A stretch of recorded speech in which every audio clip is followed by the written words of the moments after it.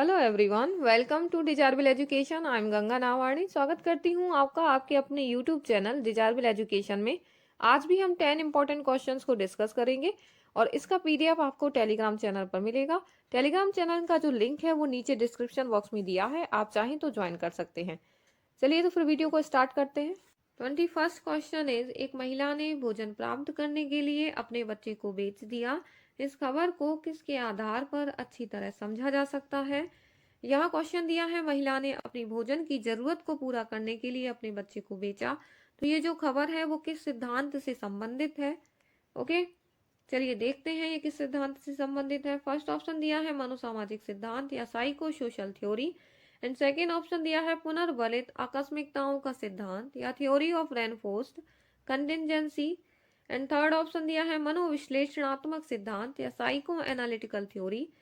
And fourth option दिया है पदानुक्रमिक आवश्यकताओं का सिद्धांत या थ्योरी ऑफ हायरार्किकल नीड्स। तो इसका सही ऑप्शन होगा ऑप्शन नंबर डी। और ये जो थ्योरी है दी गई है अब्राहम मैस्लो द्वारा। अब्राहम मैस्लो ने व्यक्ति की जरूरतों के सीक्वेंस को एक पिरामिड के माध्यम से बताया है और वो कहते हैं कि व्यक्ति पहले अपनी बेसिक जरूरतों को पूरा करता है, फिर वो हायर नीड्स की तरफ बढ़ता है। मीन्स जब उसकी बेसिक जरूरतें पूरी हो जाती हैं तब वो आगे की जरूरतों को पूरा करने के लिए क्या होता है, मोटिवेट होता है। चलिए हम मैस्लो द्वारा दिए गए पिरामिड्स को देखते हैं। मैस्लो के अनुसार पहले व्यक्ति अपनी फिजियोलॉजिकल नीड्स को पूरा करता है। मीन्स उसको जीवित बनाए रखने के लिए जो उसकी बेसिक ज़रूरतें हैं, रोटी कपड़ा मकान से संबंधित उसकी जो बेसिक ज़रूरतें हैं, पहले वो उनको पूरा करता है। जब ये पूरी हो जाती हैं तब वो सेफ्टी नीड्स के बारे में सोचता है, मोटिवेट होता है वो अपनी सेफ्टी नीड्स को पूरा करने के लिए। और सेफ्टी नीड्स उसकी प्रॉपर्टी से संबंधित हो सकती हैं, उसकी हेल्थ से संबंधित हो सकती हैं। तो जब ये ज़रूरतें भी उसकी पूरी हो जाती हैं तब वो मोटिवेट होता है बिलोंगिंगनेस और लव नीड्स के लिए। मीन्स वो चाहता है कि उसकी फैमिली हो, उसके बच्चे हो, वो फ्रेंड्स हो। जब ये ज़रूरतें भी उसकी पूरी हो जाती हैं, बिलोंगिंगनेस और लव नीड्स भी जब उसकी पूरी हो जाती हैं, तब वो एस्टीम नीड्स के बारे में सोचता है। मीन्स वो चाहता है जिस फैमिली में जिस समाज में वो रह रहा है उनसे उसे सम्मान मिले। ओके, तो सम्मान की आवश्यकताओं के बारे में वो सोचता है। जब ये ज़रूरतें भी उसकी पूरी हो जाती हैं, एस्टीम नीड्स भी जब उसकी पूरी हो जाती हैं, तब वो सेल्फ एक्चुअलाइजेशन के बारे में सोचता है। मीन्स आत्म सिद्धि की आवश्यकताओं के बारे में सोचता है। ओके, और यहाँ मैस्लो के अनुसार यहाँ तक बहुत कम लोग ही पहुंच पाते हैं। ओके, इसीलिए इस क्वेश्चन का सही ऑप्शन होगा ऑप्शन नंबर डी। ओके, इस क्वेश्चन का सही आंसर क्या होगा? ऑप्शन नंबर डी इसका सही आंसर होगा। ओके, नेक्स्ट क्वेश्चन दिया है, करके सीखने का विचार किसने दिया है? मीन्स लर्निंग बाय डूइंग का जो कॉन्सेप्ट है वो किसके द्वारा दिया गया? लर्निंग बाय डूइंग का जो कॉन्सेप्ट है ये किसके द्वारा दिया गया? फर्स्ट ऑप्शन दिया है वर्दीमर, सेकंड ऑप्शन दिया है कोहलर, थर्ड ऑप्शन दिया है John Dewey and fourth option दिया है मैस्लो। तो हमने अभी देखा कि मैस्लो द्वारा जो थ्योरी दी गई वो थी थ्योरी ऑफ हायरार्किकल नीड्स, तो ये इसका ऑप्शन नहीं है। And first and second option जो दिया है वर्दीमर और कोहलर, इनके द्वारा जो थ्योरी दी गई उसका नाम था inside learning theory. Okay, inside learning theory, जिसे अंतर्दृष्टि सूझ का सिद्धांत भी कहा गया। इनसाइड लर्निंग थ्योरी ये वर्दीमर और कोहलर द्वारा दी गई। तो ये जो कॉन्सेप्ट है ये दिया गया है जॉन डीवी द्वारा। किसके द्वारा दिया गया? जॉन डीवी के द्वारा। और जॉन डीवी ने जो पुस्तक लिखी है how we think, how we think, and second जो बुक थी इंटरेस्ट, सेकंड बुक थी इनके द्वारा लिखी गई interest and efforts in education, interest and efforts in education, जिसमें इन्होंने जिसमें उन्होंने किसकी बात की है? जिसमें उन्होंने नवीन शिक्षण विधियों की बात की है और वहीं से ये कॉन्सेप्ट लिया गया करके सीखना। जॉन डी भी मानते हैं कि यदि बच्चा स्वयं करके किसी कार्य को सीखता है तो उसके द्वारा जो लिया गया एक्सपीरियंस होता है, जो अनुभव होता है, वो बहुत ही प्रभावी होता है। ओके, कैसा होता है? वो अधिक प्रभावी होता है, इफेक्टिव होता है। इसलिए ये जो कॉन्सेप्ट है ये किसने दिया है? जॉन डीवी ने दिया है। ओके, ऑप्शन नंबर सी इसका सही होगा। चलिए नेक्स्ट क्वेश्चन देखते हैं। नेक्स्ट क्वेश्चन दिया गया है अधिगम अक्षमताएं। अधिगम अक्षमताओं का मीन्स होता है लर्निंग डिसएबिलिटीज या लर्निंग डिसऑर्डर। जब बच्चों में सीखने की योग्यता में कमी देखने को मिलती है, उसे ही लर्निंग डिसऑर्डर कहा जाता है। ओके, तो देखते हैं लर्निंग डिसऑर्डर्स क्या है। ओके, फर्स्ट ऑप्शन दिया है, यह वस्तुपरक तथ्य है तथा संस्कृति की इनमें से भूमिका नहीं है। मीन्स ये ऑब्जेक्टिव्स हैं और कल्चर्स का इस पर कोई इफेक्ट नहीं होता। सेकेंड ऑप्शन दिया है, पठन अक्षमता के पर्याय है। लर्निंग डिसेबिलिटीज सिर्फ रीडिंग से संबंधित नहीं होती है, या राइटिंग से संबंधित भी होती है और स्पीकिंग से संबंधित भी होती है। मैथमेटिकल कैलकुलेशंस करने में भी बच्चे को प्रॉब्लम्स होते हैं, तो ये लर्निंग डिसेबिलिटीज कहलाती हैं, तो इसका ऑप्शन ये नहीं होगा। ओके, थर्ड ऑप्शन दिया है, सामान्य या उससे अधिक बुद्धि लब्धांक वाले बच्चों में भी पाई जाती है। ओके, ये बिल्कुल सही है कि लर्निंग डिसेबिलिटीज सामान्य बच्चों में भी होती है और गिफ्टेड बच्चों में भी देखने को मिलती है। जो प्रतिभाशाली जो बच्चे होते हैं उनमें भी लर्निंग डिसेबिलिटीज देखने को मिलती है। ओके, तो ये ऑप्शन सही है। चलिए नेक्स्ट ऑप्शन देखते हैं अभी। समय एवं हस्तक्षेप के स्वरूप की अपेक्षा करते हुए भी अपरिवर्तनशील नहीं होती है। ये बिल्कुल गलत है कि लर्निंग डिसेबिलिटीज अपरिवर्तनशील नहीं होती है, जबकि ये परिवर्तनशील होती है, ये वेरिएबल होती हैं। ओके, इन्हें खत्म तो नहीं किया जा सकता है, लेकिन समाप्त तो नहीं किया जा सकता पूरी तरह से, लेकिन ये वेरिएबल होती है, मीन्स परिवर्तनीय होती हैं। ओके, इन्हें कम किया जा सकता है, तो इसका सही ऑप्शन होगा option number C. Okay, next question दिया गया है, आनुवांशिकता को किस प्रकार का सामाजिक संरचना माना जाता है, किस प्रकार का स्ट्रक्चर माना जाता है। ओके, फर्स्ट ऑप्शन दिया है गौण या सेकेंडरी, सेकेंड ऑप्शन दिया है गत्यात्मक डायनेमिक, थर्ड ऑप्शन दिया है स्थिर या स्टैटिक, फोर्थ ऑप्शन दिया है प्राथमिक या प्राइमरी। आप भी नीचे कमेंट बॉक्स में लिखकर बताइए कि इसका आंसर क्या होगा। ओके, हेरिडिटी को किस प्रकार का सोशल स्ट्रक्चर माना जाता है। ओके, हम ये अच्छी तरह से जानते हैं कि पेरेंट्स द्वारा जो उनकी जो विशेषताएं होती हैं, जो गुण होते हैं, वो बच्चों में भी आते हैं। इसीलिए हेरिडिटी को हम क्या कहते हैं, स्थिर सामाजिक संरचना कहा जाता है। इसका सही ऑप्शन होगा ऑप्शन नंबर सी, क्योंकि जीन्स जो होते हैं वो एक पीढ़ी से दूसरी पीढ़ी में और दूसरी पीढ़ी से तीसरी पीढ़ी में आते हैं, इसीलिए इसे स्टैटिक सामाजिक संरचना माना जाता है। ओके, यदि यहाँ पर आनुवांशिकता की जगह पर पर्यावरण दिया होता तो इसका आंसर क्या होता, इसका आंसर बताइए क्या होता इसका आंसर। यदि आनुवांशिकता की जगह पर पर्यावरण होता तो आपका आंसर क्या होता इसमें।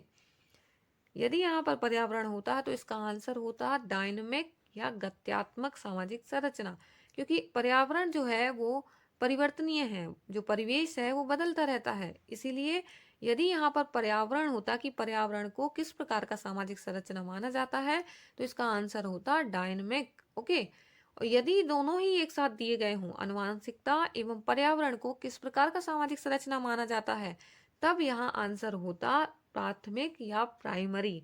ओके, कंफ्यूज नहीं होना है। अभी यहाँ पर पूछा गया है कि आनुवांशिकता को सामाजिक संरचना माना जाता है, तो इसका आंसर होगा ऑप्शन नंबर सी। ओके, लेकिन यदि पूछ लिया जाए कि आनुवांशिकता की जगह पर्यावरण दिया हो, तब इसका होगा डायनेमिक, और यदि दोनों ही एक साथ पूछ ली जाए तो तब इसका आंसर होगा प्राइमरी। ओके, अभी इसका आंसर क्या है, ऑप्शन नंबर सी। चलिए नेक्स्ट क्वेश्चन की बात करते हैं। नेक्स्ट क्वेश्चन दिया है, व्यक्तिगत शिक्षार्थी एक दूसरे से किस प्रकार में भिन्न होते हैं। मीन्स स्टूडेंट्स इंडिविजुअली एक दूसरे से किस प्रकार अलग होते हैं, ये क्वेश्चन दिया है। फर्स्ट ऑप्शन दिया है विकास की दर में अलग होते हैं, रेट ऑफ डेवलपमेंट, या फिर सेकेंड ऑप्शन दिया है विकास क्रम या सीक्वेंस ऑफ डेवलपमेंट। यदि सीक्वेंस ऑफ डेवलपमेंट की बात करें तो ये सभी में कैसा होता है, समान होता है।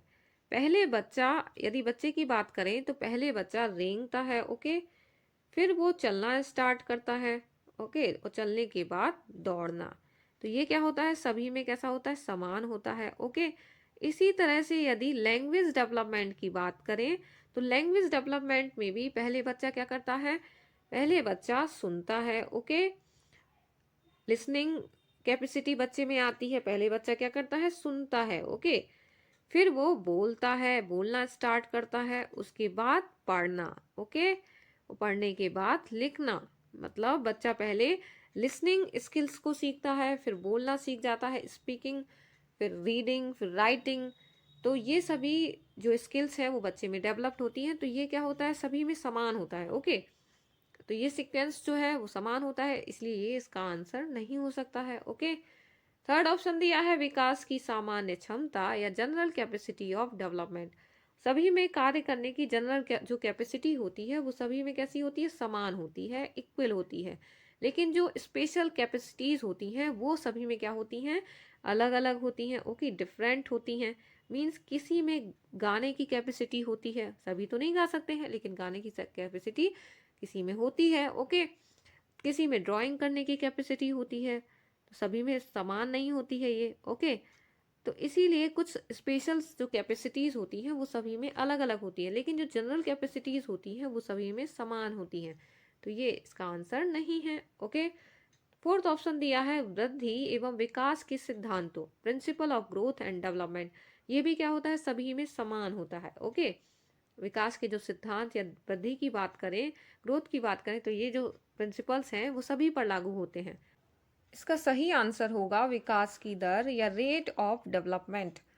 यदि हम किसी क्लास की बात करें तो क्लास में कुछ बच्चों की उम्र क्या होती है, समान होती है। मान लीजिए उसमें 9 इयर्स के बच्चे हैं और इन बच्चों की जो हाइट होगी वो सभी की समान नहीं होगी। ओके, कुछ बच्चों की हाइट अधिक होगी और कुछ की कम होगी। मीन्स जो विकास की दर होती है वो सभी में क्या होती है, अलग अलग होती है। ओके, इसलिए इसका सही आंसर क्या होगा, रेट ऑफ डेवलपमेंट या विकास की दर। ओके, चलिए फिर नेक्स्ट क्वेश्चन की बात करते हैं। Next question is next question दिया है निम्नलिखित में से कौन सा रचनात्मक आकलन या फॉर्मेटिव असेसमेंट के लिए उचित उपकरण नहीं है। रचनात्मक आकलन का कौन सा उचित उपकरण नहीं है, बताना है। चलिए देखते हैं इसके ऑप्शंस। फर्स्ट दिया है मौखिक प्रश्न या ओरल क्वेश्चंस, तो ये फॉर्मेटिव असेसमेंट के अंदर आते हैं। ओके, तो ये इसका आंसर नहीं होगा। नेक्स्ट दिया है सत्य परीक्षा या टर्म टेस्ट। थर्ड ऑप्शन दिया है प्रश्नोत्तरी और खेल, quiz and games. And third option दिया है दत्त कार्य या असाइनमेंट। तो सत्य परीक्षा इसका सही आंसर होगा। टर्म टेस्ट जो है ये पार्ट है समेटिव असेसमेंट का। ओके, समेटिव असेसमेंट का ये पार्ट है।